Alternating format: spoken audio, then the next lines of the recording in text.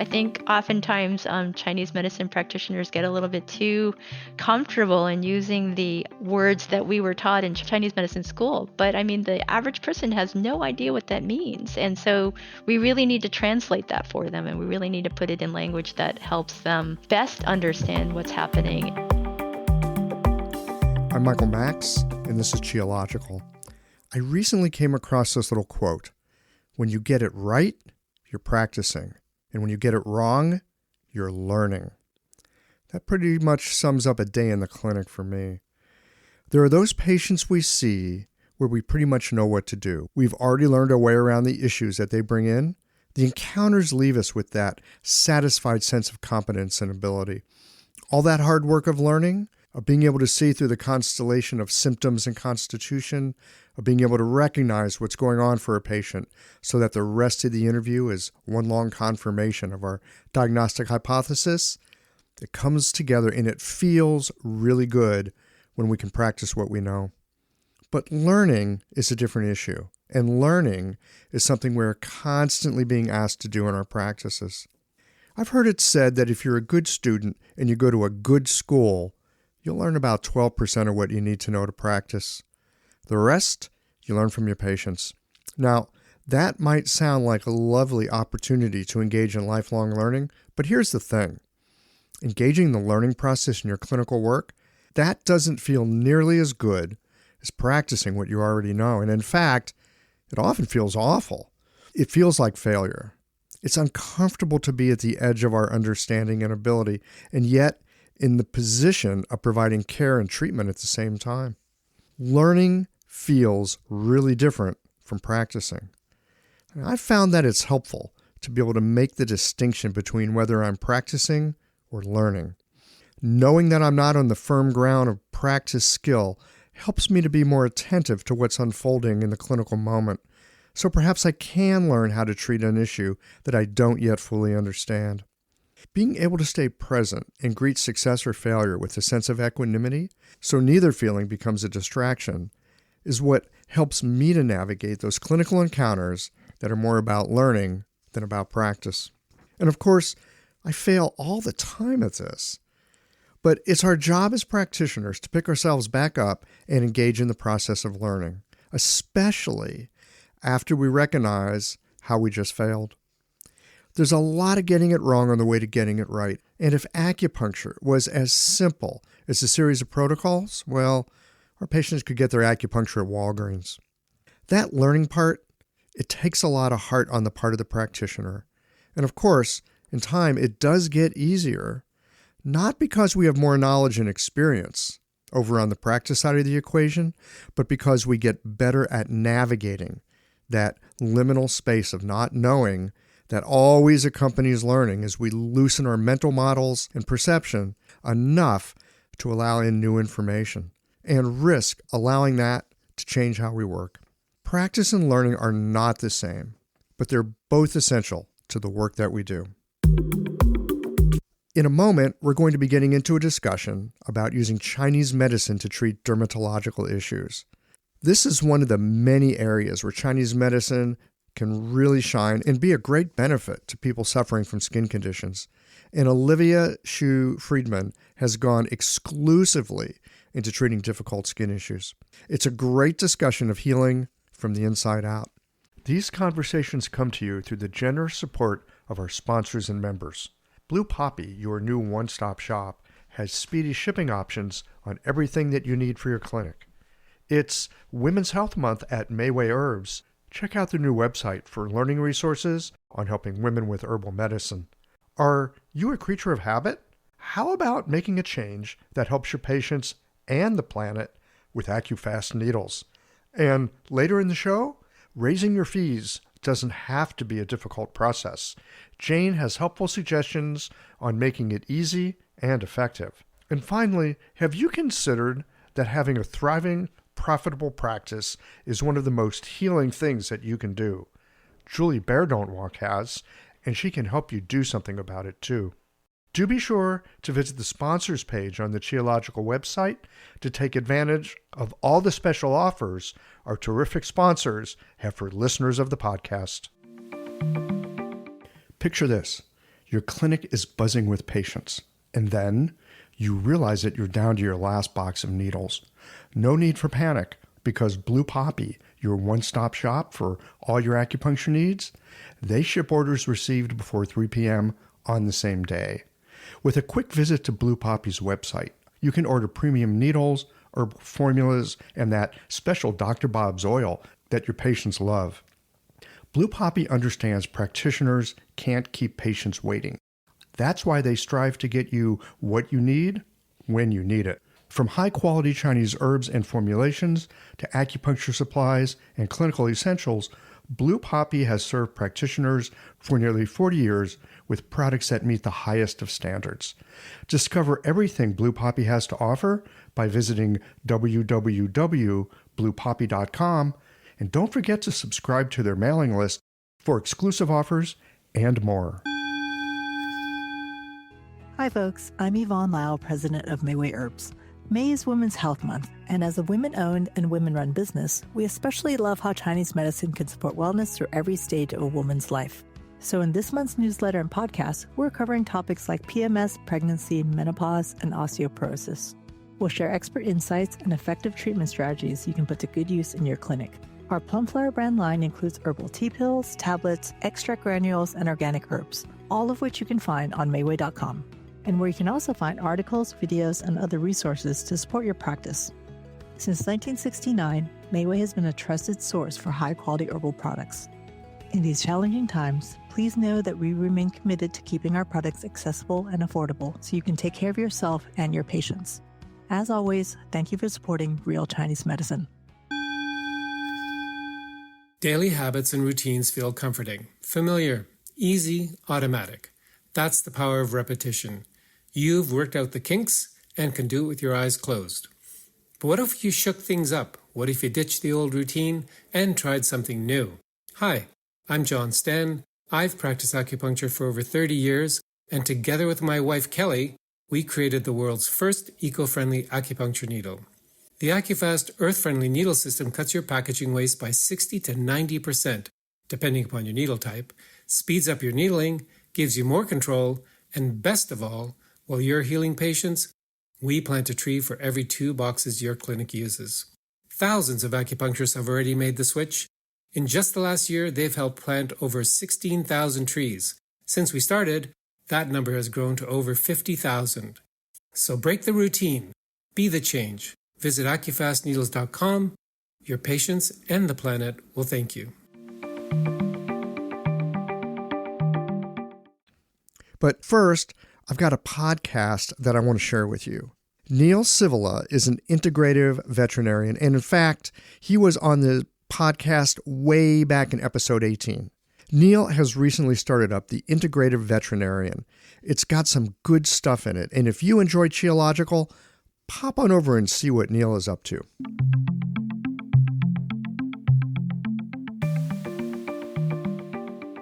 Hey friends, welcome back to Qiological. I've got Olivia Hsu Friedman with me today. I met Olivia recently at the Pacific Symposium out in beautiful San Diego and found out that she is very deeply involved with treating dermatological issues using Chinese medicine. Many of you know that Chinese medicine is fantastic for treating dermatological conditions, and so I'm delighted to have her join me today. Olivia, welcome to Qiological. Thanks, Michael. I'm really looking forward to talking to you today. Me too. So you specialize in treating skin conditions. I do. What got you interested in skin conditions? I mean, different people have different itches to scratch, no pun intended, and it takes them down a certain road with Chinese medicine. What got you going with wanting to be able to treat dermatology? Well, I think it's a common situation where something happens to you and it kind of leads you down a path. I happen to be somebody who had eczema all of my life and was actually born with it. Really struggled with it and had a lot of different issues that complicated it further, including allergies and asthma. And as I grew older, I actually had urticaria, which then led to anaphylaxis. So there was a point in time where I was on as many as 7 different drugs at the same time. And it was really, really difficult managing the whole process, never really knowing when the next shoe was going to drop, when I was going to land in the hospital next, and whether or not I was going to be able to breathe that day.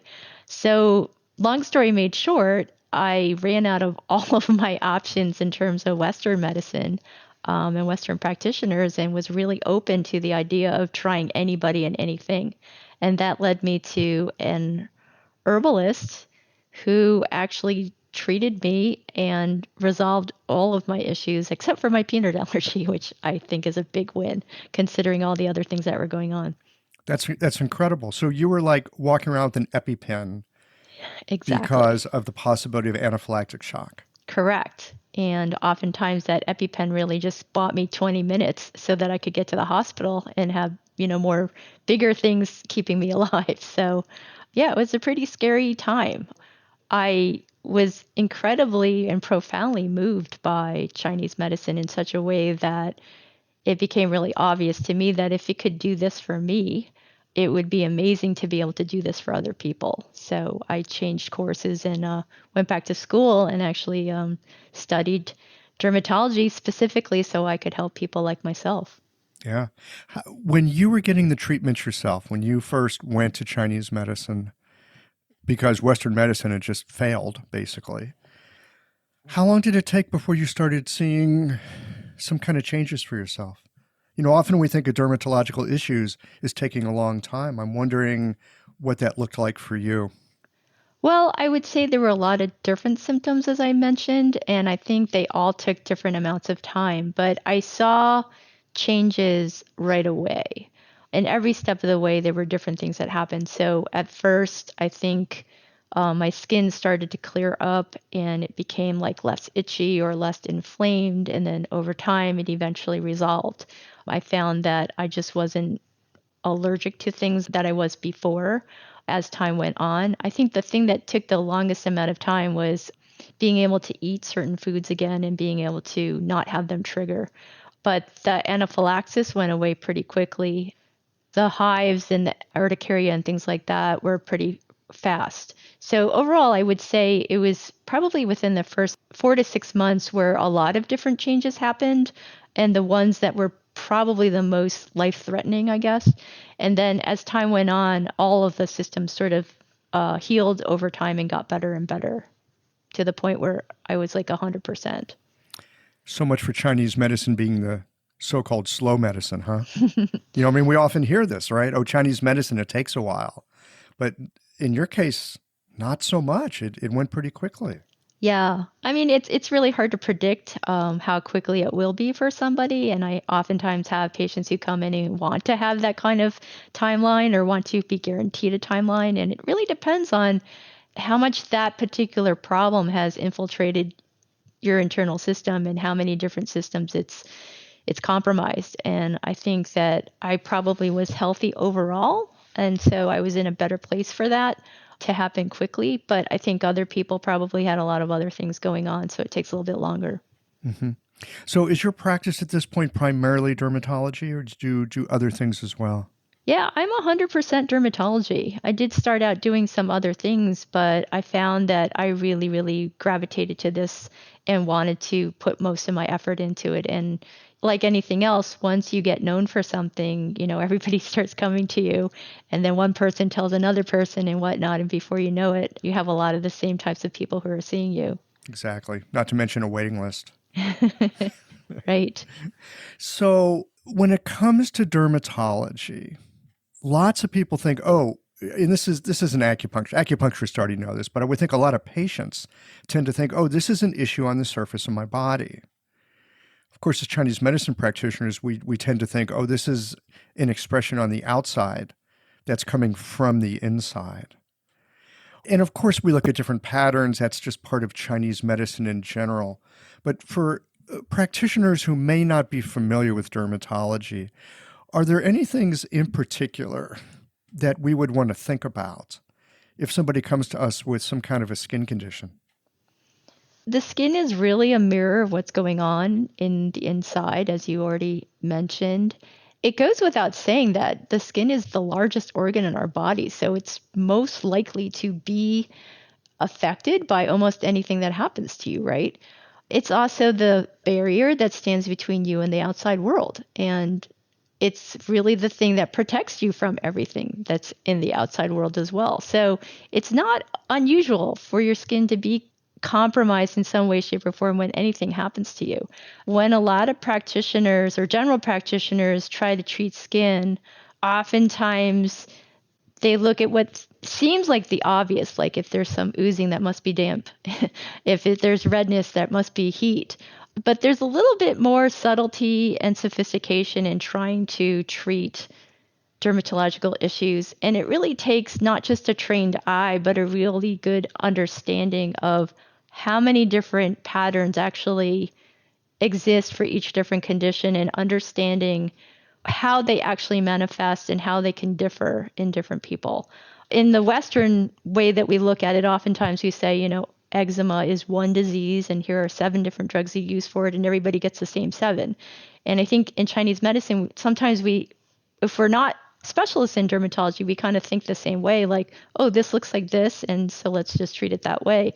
But every single condition has a number of different patterns it could be. And it's really important to understand how they sort of can start as one thing and then start to evolve into another pattern, and then how they then evolve to even a third. So the really skilled practitioners are the ones who can kind of see where in the continuum this has occurred, and to pick out those herbs that actually address the condition at that point in time. With our diagnosis and our way of looking, we can very much take a snapshot of where somebody is. And often we can be helpful, but often there's a movie that's been playing before and after that snapshot. So it's like, how do they get to where they are? Where is it progressing? We can look at it at a moment in time, but if you can get that sense of where it's come from and where it's headed, that really changes how your diagnosis might go.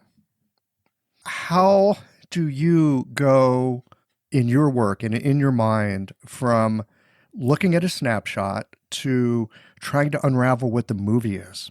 Well, I think this is probably true of most practitioners who are doing Chinese medicine. I mean, we all know that there's a lot of factors that go, or contributing factors that go into what your condition is, right? And it's not just what the disease presents at, but oftentimes it's things like diet, or, emotional, psychological components, or what kind of environment are you living in? And then it's your own body constitution. I mean, how does your body present that's completely different than somebody else, and what are you more prone to as a result of it? So all those things have to be taken into consideration when you're actually treating somebody, because they contribute. The other thing you have to think about is, where can this go from here? And if we were to treat a certain way, there's always that balance of, to simplify things, sometimes we think a lot about, well, there's this damp heat and we have to get rid of that damp heat. But if we do too much of that draining of the damp heat, we can certainly set off a whole different set of skin expressions, and then we have to start treating that too. So it's really a very delicate balance, trying to watch the patient and see how they respond to the medicine, and then finding a certain point where that it's time to pivot and go to the next place, and to treat it a slightly different way. So you can't just treat one way. I mean, when we were taking classes with Mazen Al-Kafaji, who is the master of dermatology, I would say most people who actually do dermatology have probably studied with him. He always says, you have to drain first, then you have to harmonize, and then you have to tonify. And that sounds all simple, but it's a very, very sophisticated and delicate balance of trying to identify when each of those things is appropriate, and really knowing what herbs are appropriate to use at each point. Any pointers or any kind of landmarks that you have for yourself about when you've moved from, say, okay, enough training, now it's time to harmonize, and again, okay, we've done enough harmonizing, let's bring the chi up, or let's bring the blood up, or whatever it is that you're looking to tonify? I would say that's something that really comes with experience. I don't know that there are hard and fast rules where you can just look at somebody and say, oh, now we're at this point, now we have to do this, or it's that one symptom that tells us that. I think it's one of those things that you kind of develop over time because everybody really appears very different. And how they get to that point can look incredibly different. So it takes a really trained, experienced practitioner to know when that point comes. And like I said, it doesn't look the same on everybody. Right. Well, Chinese medicine is a lot more like playing jazz than playing classical music, isn't it? That's a great analogy. I like that a lot. There's days in my clinic I feel like I'm just riffing on something all the time. And on a good day, when I feel like I'm on it and I'm catching things, it's really fun. And then there's the other days where I just feel like I don't know what the hell I'm doing. I think that's a very common feeling. Mazen always tells us in class that if you've seen 100 people with the same condition, you're in kindergarten. And when you've seen 1,000 people with the same condition, you're in high school. And, the hope is you get past that point and you can actually become an expert. It really takes time, doesn't it? It sure does. Yeah. I want to come back to something that you talked about earlier with your own situation, that you had eczema, you were born with it. You also had allergies, you also had asthma. I remember when I was in Chinese medicine school, one of my teachers talked a lot about how eczema and asthma were the same issue. It was just a matter of where it happened to be located in the body and would therefore express in different ways. Does that make sense to you? Yeah, well, we understand that atophy actually is the combination of these three different things. And we have found, or not we, I wasn't part of that exploration, but researchers have identified that, these three things are very, very common, and as well as allergic rhinitis. So, somebody who typically has atopic eczema early on in life is very, very highly prone to food allergies, asthma, and rhinitis throughout their lifetime. So there definitely is a correlation between all of them. Mm-hmm. I understand that you're working these days in kind of an integrative setting. You're doing some, what do you call it, integrative dermatology? We talked about this at the conference. So I have a couple of situations that you're probably referring to. I got involved with a group of people called Learn Skin. They are a group of people who are very interested in integrating dermatology practitioners and bringing them together and sharing ideas so that we can have better outcomes for our patients. And so it was started by a bunch of MDs who then partnered with a number of Ayurvedic, naturopathic, and TCM providers to try to build better bridges between all of them. I'm on the board for Learn Skin as one of the TCM representatives, and we have a conference every year to bring all these different types of people together and to present different ideas so that everyone can have a better understanding of each of the different medicines and also know how to actually go about finding different people and at what point in the decision tree it might actually make sense to reach out to somebody else and refer out. As a result of that, and a couple of other things that I've gotten involved with, I've met a number of different practitioners of other disciplines that I now currently work with, and one of which is a doctor named Dr. Peter Leo, who's a dermatologist in Chicago. We often share patients where he has worked with them and given them all the different types of Western medicine solutions for their particular condition, but may not be able to see the results that they desire. And as a result, he will send them to me, and I'll start working on them with what I have available in herbal medicine. We have had a few situations where patients have been on things like biologics or immunosuppressants, and they've been very successful on them. But they come to a point in time where they realize that this is probably not a lifelong option, and that wouldn't it be nice if they could find something that's a shorter term option that would eventually get them off of all of their different medications. So oftentimes Dr. Leo and I work on patients where we wean them off of the biologic or the immunosuppressant, and we start them on herbs, and then we move them to 100% herbs with the goal of getting them off the herbs eventually to the point where their skin is stable enough that they don't need anything. And then there's a few situations where patients are using different combinations of things, and they just want something to supplement. So we kind of work hand in hand based on what the patient's expectations are or what their long range goals are, and we try our best to help them in any way that we can. I find it often challenging, this is just for myself, in working with patients that are on different pharmaceuticals and different kinds of drugs because I don't have access to that other practitioner who's prescribing these medications that might be helping them, or often because they're seeing me, they're actually either not helping or they're making situations worse. I don't have that doctor to talk to because the patient goes to see that doctor, then they come to see me.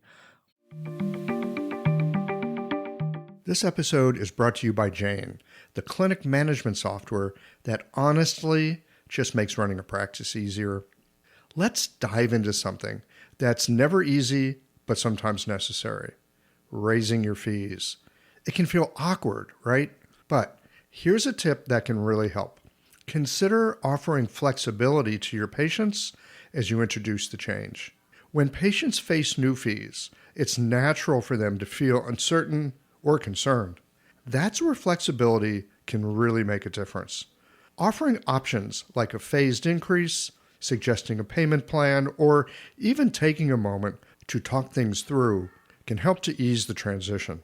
These thoughtful gestures show your patients that you're listening and care about them, which strengthens the trust you've worked so hard to build. If you're looking for more ideas on how to navigate these kinds of changes, head to frontdesk.jane.app and check out the article, How to Tell Clients You're Raising Your Fees. One last thing, if you're ready to give Jane a try, you can use the code CHIOLOGICAL for a 1-month grace period on your new Jane account. When you guys are working together, how do you make sense of the situation? I mean, first of all, it's great that you actually have a connection with each other, so there's a bridge of communication. That's fantastic. Super lucky for your patients. How do you work out, what are we doing with herbs? What are we doing with the pharmaceuticals? Actually, you use the term biologics. What does biologics mean? So these are a new set of medications that are available for a number of different conditions where there's a active ingredient that actually is live and it goes into the body and works on various different cells. Depending on what the condition is, it works very differently. So there's a number of them that are available in dermatology right now. And for some patients, they work quite well. I mean, we have some people who are really, really suffering tremendously, and these are the first drugs that ever help them. Some unfortunate things are that they tend to be very expensive. For example, there is one that they use for atopic dermatitis called dupilumab, and it's $37,000 a year. And it's an injection that a patient has to do every other week to themselves. And it's something that they will likely need to do for the rest of their life. It's not something that's going to resolve their eczema, it's going to manage it. So it can be very costly, and oftentimes the insurance companies really fight against the doctors to prescribe these things. And so the doctors have to work really hard to get them. They can work really well for some patients, but then for other patients, they sometimes find that there are some really unusual side effects. Like this particular one has a head and neck syndrome that produces a skin condition that's actually worse than the eczema that was in existence prior to taking the medication. So that's a really big problem. Another issue that comes up is conjunctivitis, to the degree that it's so bad where people are actually losing vision temporarily, and then they have to get off of the biologic in order to regain their vision again. So like I said, in some cases it really helps some people, and in some cases it's really not helpful for people, and it actually causes some issues. And oftentimes I see those people because they do not have any more options after that. Yeah, that's usually when they come knocking on our door. Yeah, I mean, sometimes these modern medications can be super helpful, and other times they can cause their own kind of mischief. Thanks, I didn't know what biologic meant. I didn't realize that there was that class of medication.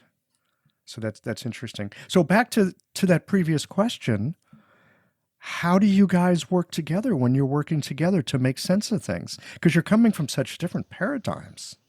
Yeah. Well, I have to say that I'm really lucky to be in this situation because Dr. Leo is incredibly open to alternative medicine and has been for a really long time. He actually studied acupuncture when he was going through med school, so he has some basis of understanding of our medicine. I happened to meet him at a National Eczema Association conference, and I just introduced myself. And you don't always know how that's going to go, but I mean, I just was incredibly lucky that he was receptive and then wanted to meet with me. And then we sat down and we just started talking.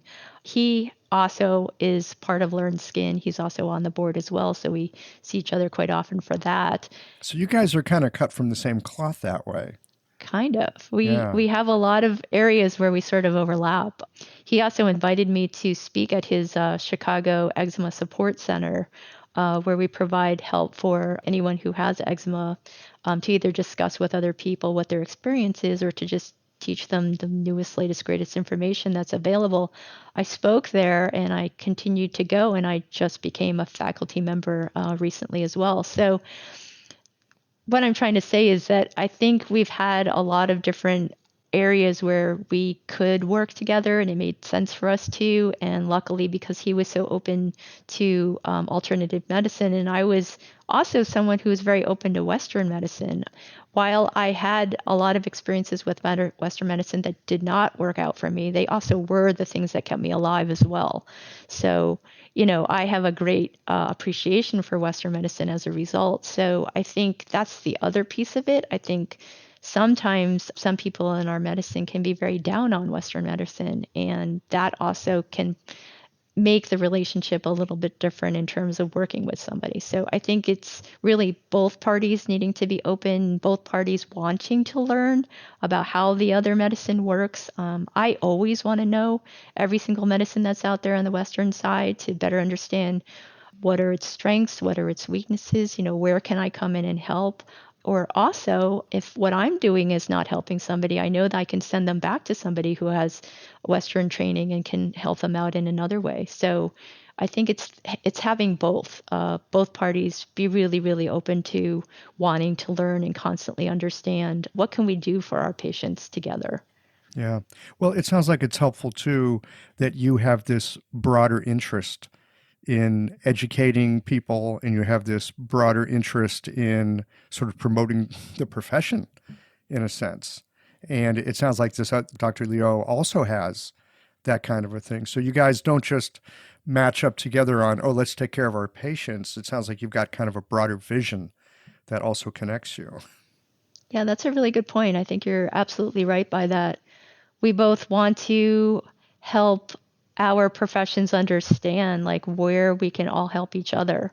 Every medicine has its limits and every medicine has its strengths. And if we understand what they are, then we can really do the best thing for everyone that comes through our door. Mm-hmm. What's the weakness of Chinese medicine when it comes to treating dermatology? I would say, as you had mentioned earlier, that sometimes the length of time can really be rough on people. As a nation, we have sort of a expectation that if we want to get fixed, we want to get fixed quickly. And we want to be like a car where we can just go in and get a tune up and be done. And I think the understanding that the body has been compromised for long enough that a number of systems are not working and therefore they need to be rebuilt or they need to be reworked is not something that a lot of people understand. And as a result of that, there's a lot of education and oftentimes a lot of time that needs to be taken in order to get better. So that can be a difficult thing for people to wrap their heads around. The other part of it is with that length comes the expense. But we're not 30 some odd $1,000 for a year. No, we're not, but we are not covered by insurance. At least herbal medicine is not. I know some acupuncture is at this point, but herbal medicine is not. So a lot of people who are getting the biologics for $37,000 a year are not paying that $37,000, and their insurance company is. The average person who's coming to me for herbal medicine is paying every single penny out of their pocket. And that can be really tough if it's going to be going on for, more than 6 months up to a year. And I do have a number of patients where it does take that long, because it is that serious and that complicated. So I would say the time that it takes to get better and also the expense of what it can be tough for a lot of people, depending on where they're coming from. Yeah. What about the strength? How do you see our medicine giving patients something that other medicines just can't quite give them? Well, I think the biggest strength to Chinese medicine in general, and not specific to dermatology, is that it really addresses what's really causing the condition and not just managing the symptoms. And I think that in dermatology, I would say a lot of the medicines are really just to manage symptoms. So much of the research that's done is looking at a specific mechanism that's gone awry and finding a chemical that can actually shut it down. And that's not really talking about, well, what's causing this mechanism to go wrong in the first place, or Right. How did that thing get started right, anyway? or causing the whole cascade of symptoms to happen, right? So the beauty of our medicine is that it actually does look at all the different reasons why all these different symptoms are coming about and really classifying them by different patterns and treating people very differently based on how it's being expressed. The other strength is that it's incredibly customized. Going back to what I was saying before about how there's so many different contributing factors to any one person's condition, we can really look at all of those different things and really treat based on how that person is completely different than the other 100 people you treat in atopic dermatitis or psoriasis or whatever. It's funny because I have a number of patients who are part of these Facebook support groups for psoriasis or atopic dermatitis or topical steroid withdrawal, and they'll compare with each other, all the different ingredients that are in their formulas, and they'll say, "Oh, well, Olivia gave me this, this, and this," and the other person will say, "Oh, yeah, I got that too." And I said, "Well, it's not the same formula necessarily. You might have similar ingredients, but the dosages and the ratios of those dosages are probably very, very different based on what's going on with you." So the customization is just, absolutely unbelievable. And the beauty is that you can continuously can change that customization throughout the treatment process so that as people are healing, you can always meet them at where they are. Whereas a lot of Western medicines, they're preformed and you take the same thing beginning, middle, and end, and there is no difference between, Sally who has atopic dermatitis versus Joe who has atopic dermatitis. They pretty much use the same things. So I would say those are the biggest strengths that we have as a medicine. I would agree. It's one of the beauties of our medicine. It's one of the frustrating things about our medicine because we can find something that works and it can be useful. It's going to be useful for a while until it's time to do something different. Often patients will be like, "Oh, so this is just the formula that I'm going to take. Can I give this to my cousin who has a similar kind of acne?" And of course, the answer is no, because, well, actually, the answer is maybe. I don't know, because who knows what kind of acne the cousin actually has. That's right. That's absolutely right. I definitely have families that I treat. The mom and dad will say to me, "Well, why can't we just have like one big formula that the whole family can take and we'll just, take our dosages throughout the day?" Like, well, each one of your kids actually is presenting very differently. And so you all need very different formulas. And if you want to get better, I would recommend that we customize them instead of doing this more generic route. Yeah, that's sometimes a tricky thing to, I was going to say sell to people. It's not that we're trying to sell it, but to actually have people understand that we're all very different. And even though symptoms might be the same, or people have the same, I'm using air quotes here, diagnosis, it doesn't mean that the underlying process is the same. I mean, sometimes I have to like pull out, different kinds of metaphors to help people understand, like, well, okay, you got two kids, they both got this issue, but have you noticed they have really different personalities? Exactly. Yeah, I would say metaphors are probably one of the things I've gotten really good at since I've become a practitioner because it's really the way to connect with people and help them understand why our medicine works the way it is, because oftentimes when you just explain it straight out, it doesn't make sense to them. So Oh, it you're makes no absolutely right. sense whatsoever. I mean, Right. I have found increasingly, whenever I try to give a patient kind of that Chinese medicine 101 thing, I might as well just smack my head into the wall because it never helps. Yep. I just, You're absolutely right. or I just might be lousy at explaining it, but I find it just doesn't help to try to ask them to understand it from our point of view. Right, right. No, I think the metaphor is a better way to go. And actually, I do a lot of writing for that specific reason, just because it helps me to crystallize what exactly am I trying to say in words that other people could understand. I think oftentimes Chinese medicine practitioners get a little bit too comfortable in using the words that we were taught in Chinese medicine school. But I mean, the average person has no idea what that means. And so we really need to translate that for them. And we really need to put it in language that helps them best understand what's happening. And then they get better results because they understand it more, they are on board, and then, the whole process goes a lot easier. I have learned to look for that glazed look in people's eyes, and that's when I know I've missed them. It took me a long time to realize that I was wasting a lot of breath, and people would like nod politely, but nothing was going in. That is Yeah. so true. Yeah. I've seen it. Yeah, well, I think we all have. And it really is I think it's incumbent on us to find a way of communicating where we can take the ideas that we know and that we use in our clinic, but speak it out in a way that fits for that particular patient. Same metaphor is not going to work on every person, right? You've really got to craft. It's like crafting a treatment in some ways, Oh, right? We absolutely. choose Yep. needles and we choose herbs for a specific patient. And I'm beginning to think we probably need to choose words with every bit as much intention.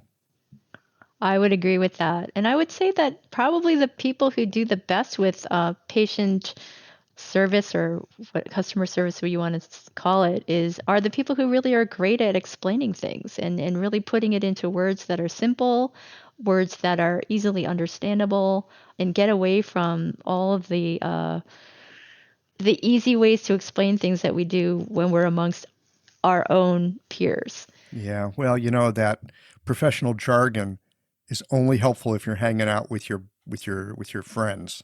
That is so true. And, I've noticed that working on Learn Skin has definitely been an interesting opportunity Oh, I because bet it's been great for you. it's been awesome in some ways because, I'm really forced to talk about things in a Western perspective lots of times because I'm working with a lot of MDs, right? And so I have to think about what I would normally think about in a Chinese way, in a Western way, and put it into words that make sense. And so I don't know that we're always given that direct correlation in school or even when we take our specialty courses. But you really have to think a lot about, well, what is actually happening here that we're trying to describe in Chinese medicine? And how do we translate that to Western medicine so that we can talk to an MD? So let me ask you this. How would you talk about damp heat to a Western MD? That's a good question. Yeah, this is one that I chew on all the time when I'm trying to talk to my patients. I'm looking for some help here.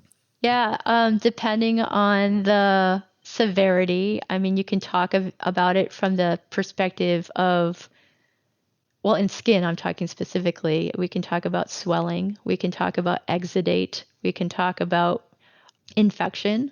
We can talk about crusting and things like that, or even like angioedema, edema. So it's like if someone has exudate, right, or they've got swelling, people are going to think, I got crusty skin. Oh yeah, I got this crusty skin. Well, you're just renaming it damp heat. You're taking something that they're actually experiencing, that's actually in front of them. It's in their body, and they've got a way of thinking about it. And you're saying, oh yeah, that's damp heat. This thing that you're seeing. You're not making up an idea about, well, it's when the fluids and the heat, they kind of mix, and the ways that we talk about it in school. You're pointing to something real in their experience.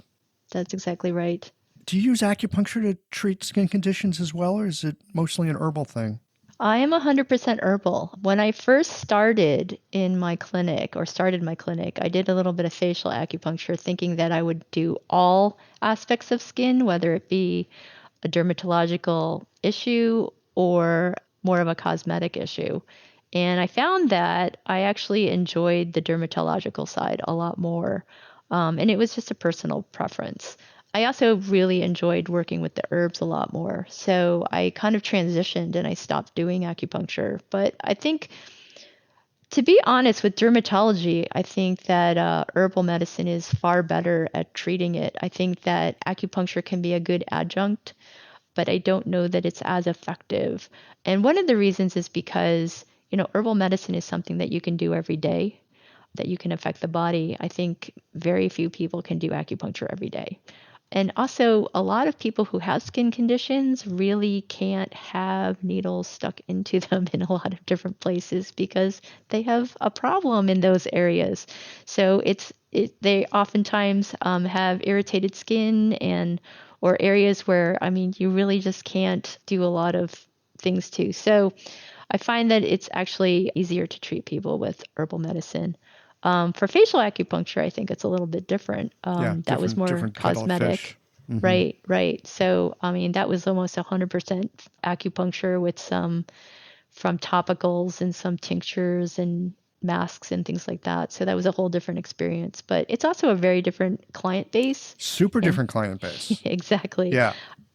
I found that I really enjoyed working with people like myself who really had been suffering a lot and was really looking for an answer versus people who were really looking more for a way to look better. Most of these people probably look pretty good to begin with. They just want to look a little bit better. But a lot of my dermatological patients, a lot of them are in places where they don't even want to go outside anymore because they don't want to be seen. And a lot of them are not even part of a social network anymore because they cannot bring themselves to be seen by other people. And some of the people that I work with, like people who have topical steroid withdrawal, actually get so sick that they become hospitalized and they have to lose their jobs and things like that. So I felt more of a calling to work with people who were at a place where they really needed to resolve something so that they could have their life back.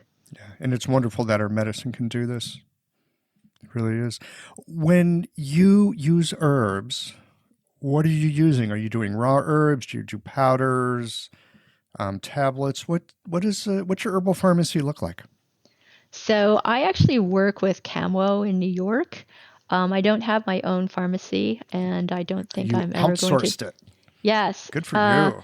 Yeah, I think I would rather have someone who's an expert take care of that for me than to run that myself. I think I enjoy the patient interaction a lot more. So I do liquid vacuum pack herbs. So basically, Camo puts together raw herb decoctions for me, and they dispense them in vacuum packs that are already dosed. So that each vacuum pack represents one dose, and it gets drop shipped to my patient's house, and all they have to do is start taking them. So it's a really nice service because then people don't even have to worry about making the herbs. I find that the raw herbs are probably the most effective. I think they've done a number of different studies and have shown that the extraction rate of raw herbs versus other types or other forms of herbs is a lot more efficacious.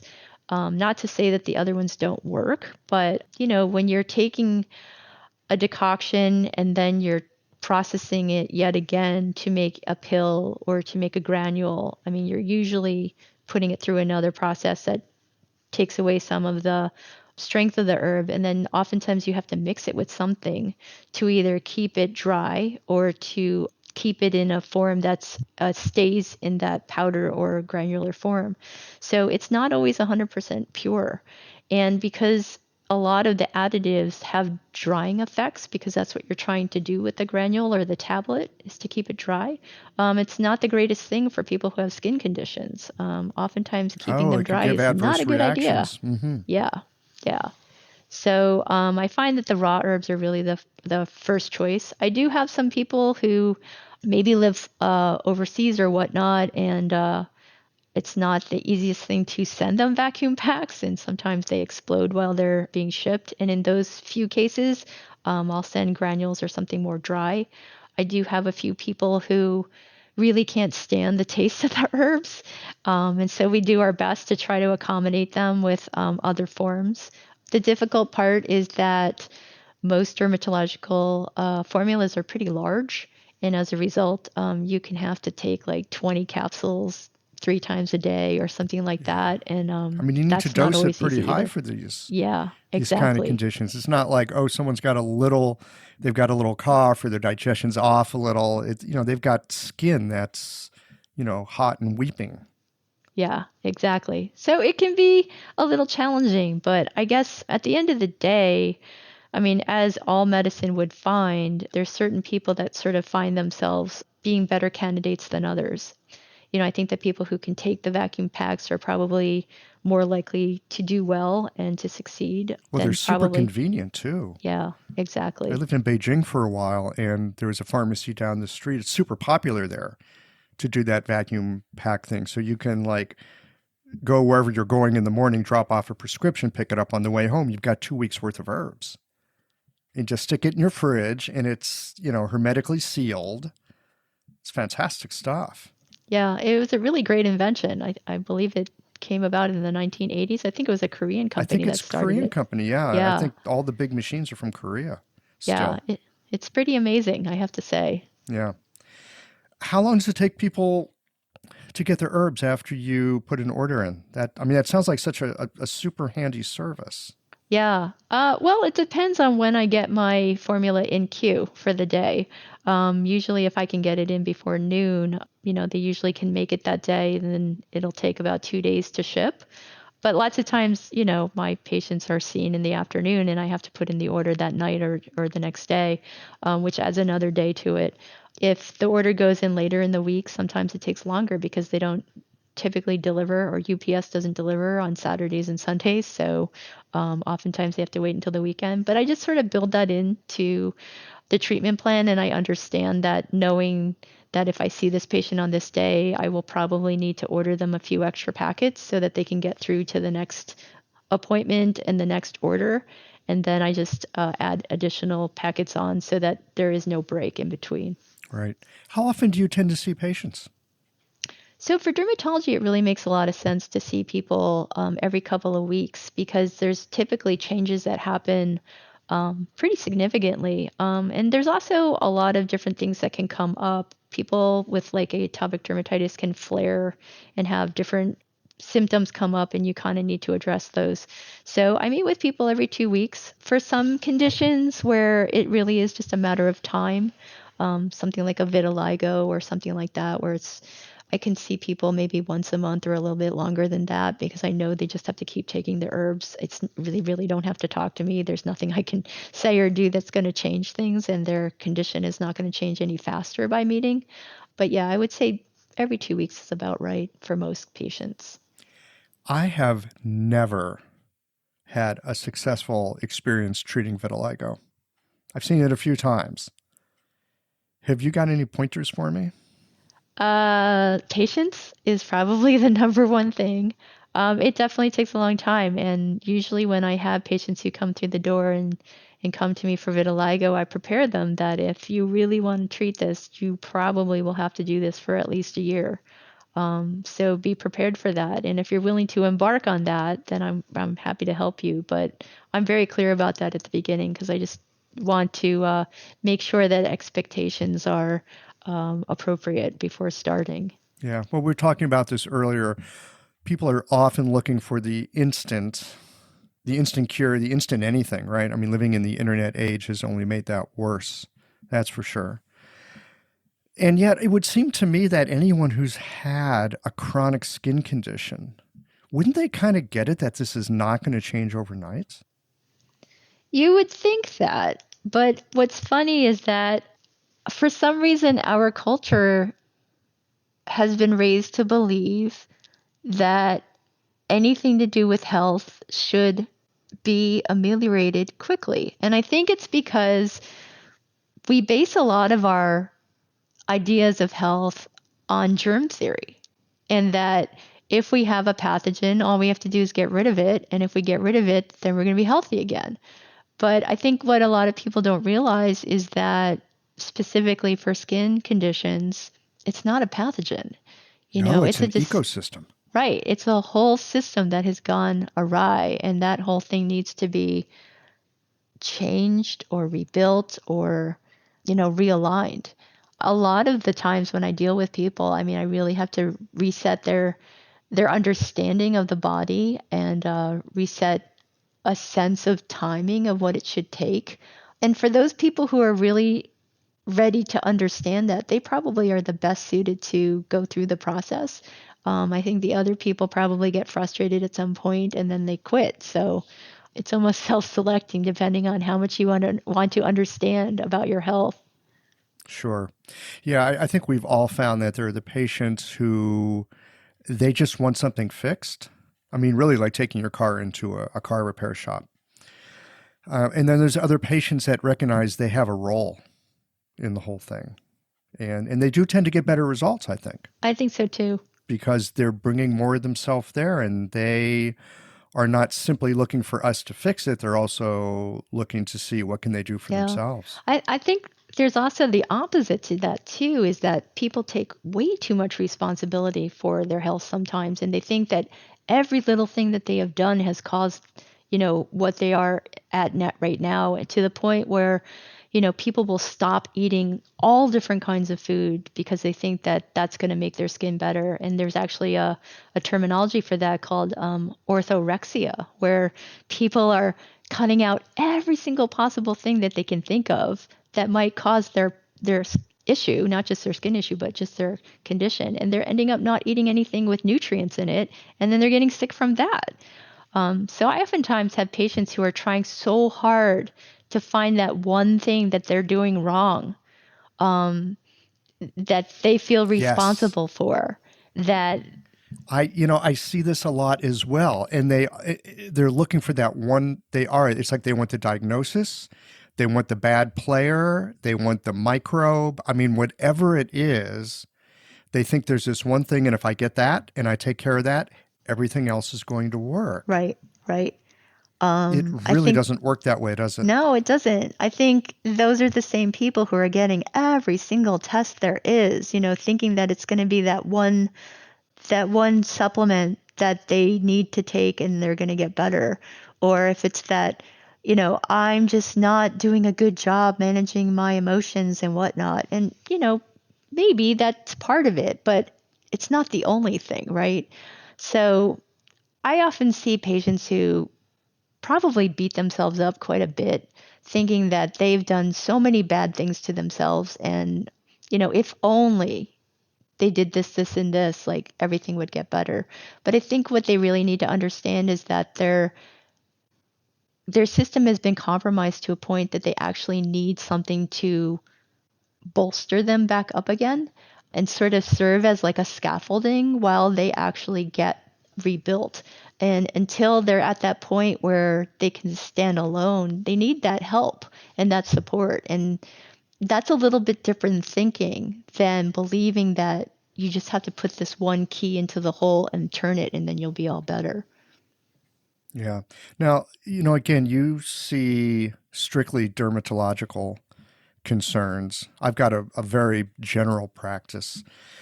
But you were just touching on something here about how you see so many patients that are like taking too much responsibility and they're looking for that one thing. I mean, I get it. I see that in some of my patients.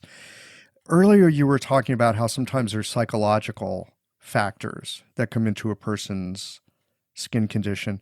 Do you see any kind of correlations between certain kinds of psychoemotive issues and certain kinds of skin conditions? Oh, absolutely. And, I don't know if I have a lot of research to base what I'm saying. These are all my own observations, but You've I got would, clinical experience. yeah. That's what I'm interested in. Yeah, I would definitely say that with atopic eczema, I've found that a lot of people are people who sort of repress a lot of their feelings. They don't always come forward with what they think and what they believe, and they don't speak up. And so they kind of push everything down. I found that there's a lot of people who have that. There's a lot of people who have familial issues that they've never really dealt with. And there's a lot of different traumas that have happened to a lot of people. And what's interesting is when I'm treating people, I definitely touch upon that at some point. I mean, I definitely get into it in my initial intake, and sometimes some things come out, sometimes they don't. But sometimes as the treatment goes on, it becomes apparent that there's more of that going on. And at Sure. some I mean, it point, usually takes a relationship before they're going to yeah, let you see that side of it. yeah, but there's definitely a point where people will kind of open up and let that out. And there's almost like a breakthrough where they realize that that's a big component of what's holding them back or what's causing them to be unhealthy. And I oftentimes find that once they're able to release that, a lot of things get better. So there is a huge component to that. I wouldn't say it's every single person, but I will say that I deal with a lot of chronic issues. And as a result, I've definitely seen more and more of this coming up. Yeah. Well, and I would think anyone who's been dealing with a chronic issue for a long time, I mean, if you didn't have some sort of psychoemotive piece connected to it, I mean, maybe because, like you were saying, some people can't go out or they don't want to go out, they feel shut in, there's loneliness, I mean, all kinds of things. And so even if they didn't have some of that in the first place, you could easily develop it by having this. It's kind of a chicken and egg thing, right? Who knows what came first, but it's a piece of the equation, it sounds like. Well, I think the other thing that's really interesting is as I've been studying Chinese medicine and specifically dermatology, lots of times, like in Western medicine, we say, you're having these particular emotions because you now have this dermatological condition. So you're feeling bad because you look this way. But in Chinese medicine, there's so many different instances where we say, no, you have this condition, and as a result, you're going to have these different emotions because of this particular pattern that you have. And therefore, if you actually clear up that pattern, then you're not going to have those emotions anymore. Right. So it's They a just go really, away all on their own. yeah. So it's a very different way of looking at emotions and why you might feel the way you do, or even energy levels, right? We talk a lot about how if your chi is not upright and in appropriate levels for whatever age you are, you're sort of tired and lethargic and whatnot. But with certain skin conditions, we find that if you have this particular condition, you will automatically have this, sort of downward spiraling chi. But, they don't really put that together in Western medicine. They just go, oh, well, you're just sick and tired of having this skin condition and therefore you're tired. It's like, well, not really. Not really. Well, this comes back to, in my mind, to what you were talking about earlier with how patients will sometimes take responsibility for something and think they did something wrong, when in fact it's just the milieu that they're living in. So I'll hear people talk about, well, I'm so lazy. Right. Or I mean, they'll talk bad about themselves. And it sometimes it is because they're caught in this particular kind of a pattern. You would expect to see them behaving the ways that they are behaving, or craving the foods they crave, or having the energy levels that they have. Right. Well, I think with any chronic condition, you start to focus more and more on a smaller world, and then that world becomes all about you, right? And it No becomes wonder there's so many Facebook groups where, I mean, I've got a few patients in particular with issues of asthma, and they live on that goddamn Facebook group. I mean, they live in this echo chamber of their illness. It's really surprising a little shocking actually, how small their world is, and yet within that world they're super active. right, right. Your disease becomes you and you become your disease. If you look at somebody who's a really healthy individual, they're out in the world, they're meeting new people, they're doing new things, they're always open to newness, right? As your health is compromised, you typically tend to withdraw more, right? And the sicker you become or the more your health concern becomes a bigger concern of your life, you withdraw a lot until the point where, you kind of keep to yourself and you really don't go out anymore. You don't do anything except be with yourself and deal with yourself and focus on yourself. I can kind of tell emotionally where somebody's at, like how much they go out and how much they do. And so then I can kind of work from there. Yeah, I mean, oftentimes I give my patients some homework to kind of watch a movie and start thinking about people again and say, okay, I know that you feel like you have this, this problem that's, all encompassing and whatnot, but I want you to watch this movie and I want you to see how many other people have problems and how many different kinds of problems they have, and that, they continue to live too, right? So it kind of gives them a perspective that, yeah, okay, we all have problems, right? And, I know that this one feels like a really big one and it feels insurmountable, but I mean, there's a lot of different things out there that keep people from living a normal life sometimes. And sometimes you need to be reminded that you're not the only one, and, you can get through this and there are ways to deal with it. What are some of the movies that you like to recommend? I kind of ask people to watch their favorite movies to kind of make it easy for them. I don't know if there's a specific movie that I would recommend, but I think almost every movie, there's somebody who has a problem, right? And there's some way that they get through it or don't, right? And so I think it's important for people to just focus on other people sometimes and realize that there are as many issues out there and as many people suffering from or trying to work through them, and that the world is bigger than what they're kind of keeping themselves into. So sometimes I get them to think about that. I get them to think about you know how other people can feel bad or insecure or whatnot, and for different reasons, right? And that it's a normal thing to feel, that it's not just because you don't feel this way just because you have a skin disease. I mean, people feel insecure about all kinds of things. People feel not good enough for a lot of different reasons, and that's not something that is specific to your condition. It's kind of the way we are as human beings, right? I would agree with that. There are things that we are as human beings. Sometimes people come in, they've got something going on, especially like in cases of anxiety, and they're like, well, I just can't turn my mind off. My mind is always going.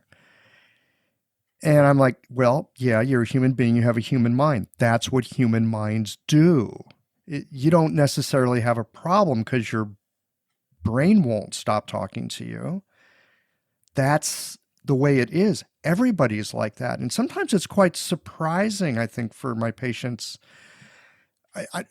Actually, I think a lot of them don't believe me, or they're just thinking, what's he talking about? When I say to them, everybody's got this. One of the reasons why meditation's been around for so long, one of the reasons why it's increasingly popular is because it's the antidote to thinking. Mm-hmm. Yeah, I think we live in a world where we're all supposed to be something, right? And I think we really need to get to this place that we can appreciate that we all are individuals and we're all experiencing this life very differently, but in the same ways in a lot of ways too, right? And I think it goes back to this medicine, is that we are looking at individuals and as unique beings. And, while there is this large part of us that we have a commonality with everybody, there's also this huge amount of things that make us very unique. And so I think that's what our medicine is all about, is appreciating, the microcosm and the macrocosm and how they all work together. Sometimes I think that's an important part of the healing process that happens when we practice our medicine. It has nothing to do with the needles. It has nothing to do with the herbs. It has everything to do with that we have this perspective that someone is unique, and we treat them that way. And they are not used to being treated that way. They're not used to hearing about their uniqueness. They're not used to recognizing that they're this own unique constellation of things that work well and things that don't work, and things they like about themselves and things they don't. And for another human being to actually appreciate that in someone's presence, I think it's kind of rare. I would agree to that for sure. I mean, to the point where when that actually happens, I mean, so many people just start crying, right? Because they've just never had that opportunity to express themselves so raw and to be so real. And so that's a common occurrence in my office as well. It's like when people finally get that chance to be seen as an individual, they just start, crying. Yeah, it's So, moving. yeah. Yeah. Well, I have very much appreciated our conversation today. Likewise, it's been really great talking to you, Michael. This has been fun. I just got one more question before we go.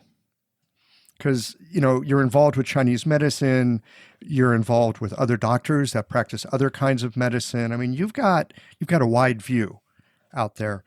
I'm curious to know what has your attention right now. It could be Chinese medicine, it could be something else, but something that's kind of come into your awareness that's got your attention, that you're kind of digging into these days. You don't maybe understand it all the way, but it's got your curiosity. I mean, I'm very involved with the American Society of Acupuncturists, and I would say that the reason why Wait, that has nothing to do with dermatology. Actually, it does. I would say, trying to really get in a place where this medicine is appreciated for all of its abilities is something that's really important to me. And I think that, dermatology is just part of it. Our medicine really needs to get to a place where it is accepted in all ways and shapes and forms, and it is appreciated by the masses and actually utilized by the masses. There's such a small percentage of people who are using it right now, and I think that's a real shame. But I think that there can be some work to be done where we can actually get that to be in a better place. And so that was one of the reasons why I actually got involved with the ASA, hoping to help that happen. And that's also trying to promote what we can do with dermatology, trying to promote what we can do with herbal medicine, and really trying to help this whole profession move forward. Yeah, well, thank you for helping with that effort. The ASA is another whole topic that we could get into, and maybe we'll do that on another day.